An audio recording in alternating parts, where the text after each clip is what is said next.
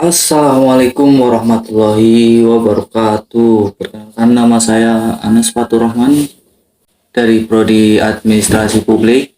Pada kesempatan kali ini saya akan menjelaskan mengenai seputar LPAI, yaitu Lembaga Perlindungan Anak di Indonesia.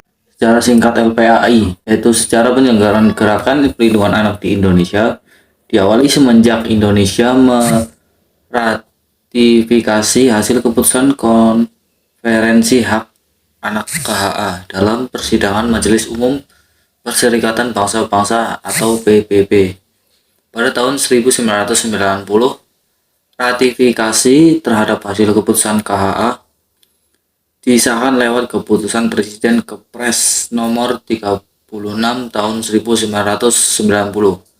KHA ini menggambarkan instrumen yang merumuskan prinsip-prinsip yang umum serta norma-norma hukum yang menimpa peran anak. Setelah itu, di tahun 1997, LPA berstatus selaku lembaga swadaya masyarakat.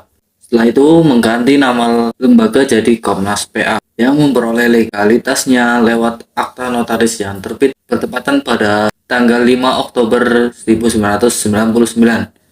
Pada pertumbuhan berikutnya, pemerintah menerbitkan Undang-Undang Nomor 23 Tahun 2002 tentang Perlindungan Anak selaku upaya guna tingkatkan daya guna perlindungan anak yang bersifat independen. Atas amanat undang-undang tersebut, Presiden Megawati membentuk lembaga KPAI yang kepengurusannya disahkan lewat Kepres nomor 7 tahun 2003. KPAI merupakan lembaga independen bentukan pemerintah yang bertujuan guna menjamin penyelenggaraan perlindungan anak di Indonesia. Sehabis KPAI tercipta, Komnas Perlindungan Anak senantiasa eksis selaku suatu lembaga swadaya yang bergerak di bidang perlindungan anak. Komnas Perlindungan Anak setelah itu hadapi dualisme internal sehabis Forum Nasional di tahun 2015. Kubu awal dimotori oleh ketokohan Aris Merdeka Sirait. Setelah itu kubu kedua merepresentasikan ketokohan Seto Mulyadi. Terhadap perlindungan anak menggambarkan suatu yang kompleks serta memunculkan bermacam kasus lain yang tidak senantiasa bisa dihadapi secara perseorangan, namun wajib bersama-sama. Atas realita yang demikian, Presiden Soeharto menerbitkan Inpres nomor 3 tahun 1997 tentang penyelenggaraan pembinaan mutu anak serta mendesak pemerintah mendirikan suatu lembaga formal terhadap Inpres tersebut. Ialah upaya yang baik oleh pemerintah, tapi dalam aktualisasinya regulasi ini tidak berjalan dengan semestinya. Yang selanjutnya yaitu visi dan misi Lembaga Perlindungan Anak di Indonesia. Yang pertama yaitu visi, terwujudnya tatanan kehidupan dan penghidupan masyarakat yang mampu melindungi dan memenuhi hak-hak anak. Misi, kesadaran, pemenuhan hak anak. Selanjutnya yaitu misi. Yang pertama yaitu kesadaran, yang kedua yaitu pemenuhan hak anak. Kemudian yang ketiga yaitu penguatan jaringan. Keempat, sistem pelayanan. Kelima, informatif. Dan selanjutnya yaitu tujuan Lembaga Perlindungan Anak di Indonesia. Lembaga Perlindungan Anak di Indonesia mempunyai tujuan yaitu memantau, memajukan, melindungi, dan mencegah bermacam pelanggaran hak anak, mendesak terwujudnya perundang-undang serta kebijakan yang berpihak pada kepentingan terbaik untuk anak, mewujudkan lingkungan yang ramah untuk anak, menyelenggarakan program perlindungan anak, dan melaksanakan inisiasi penggalangan dana serta energi untuk pemajuan hak anak. Kemudian selanjutnya yaitu peran dan fungsi Lembaga Perlindungan Anak di Indonesia. Yang pertama yaitu sebagai lembaga pengamat serta tempat pengaduan keluhan permasalahan anak. Yang kedua yaitu pelayanan dukungan hukum guna beracara di pengadilan mewakili kepentingan anak. Kemudian yang ketiga, kajian kebijakan serta perundang-undangan tentang anak. Yang keempat yaitu pembelajaran, pengenalan serta penyebarluasan informasi tentang anak. Keempat yaitu pembelajaran, pengenalan serta perluasan informasi tentang hak.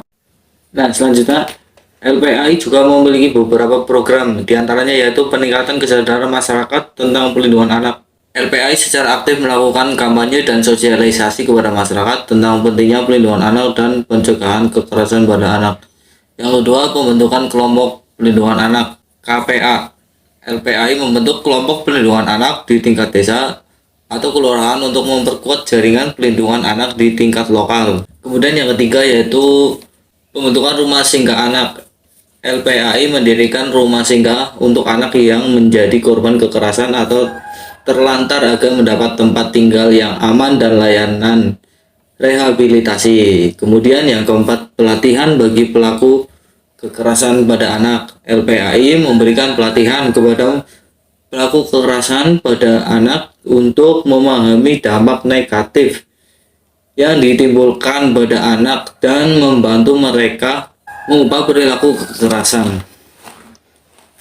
Kemudian yang kelima yaitu perlindungan anak berbasis komunitas. LPAI mengembangkan program perlindungan anak berbasis komunitas dengan melibatkan masyarakat dalam upaya melindungi anak dari kekerasan dan eksploitasi. Kemudian yang keenam, kesesuaian tujuan dan program. Menurut saya, program-program yang ada sudah cukup sesuai dengan tujuan, yaitu memantau, memajukan, dan melindungi serta mencegah bermacam pelanggaran hak anak, mendesak terwujudnya perundang-undangan serta kebijakan yang berpihak pada kepentingan terbaik untuk anak, mewujudkan lingkungan yang ramah untuk anak, menyelenggarakan program pelindungan anak, dan melaksanakan inisiasi penggalangan dana serta energi untuk pemajuan hak anak. Oke, jadi kesimpulannya, Lembaga Perlindungan Anak di Indonesia (LPAI) merupakan organisasi penggiat pelindungan anak yang kelembagaannya sudah terdaftar pada Kementerian Hukum dan HAM, serta kepengurusannya diresmikan dengan surat keputusan Kementerian Sosial. Sebagai lembaga independen yang aktif menjalankan kegiatan pemenuhan hak dan kepentingan terbaik untuk anak sejak tahun 1997, LPAI secara konsisten aktif memperjuangkan dan memajukan hak-hak anak di Indonesia melalui penanganan dan pendampingan kasus, advokasi, publikasi, monitoring, dan evaluasi berkala. LPAI juga memiliki mitra LPA daerah yang tersebar di provinsi, kabupaten, dan kota seluruh Indonesia. Beberapa kasus yang menjadi perhatian khusus LPAI adalah kekerasan, eksploitasi, trafficking, penculikan, penelantaraan, pelecehan seksual, penahanan bayi, dan perebutan hak asuh anak berhadapan dengan hukum, akte kelahiran, dan hak sipil, hak atas kesehatan, hak atas pendidikan, anak-anak pinggiran, anak-anak korban bencana, dan anak-anak yang membutuhkan perlindungan khusus lainnya. Demikian penjelasan singkat dari saya mengenai LPAI, kurang lebihnya saya mohon maaf. Dari Taufik Walhidayah. Wassalamualaikum warahmatullahi wabarakatuh.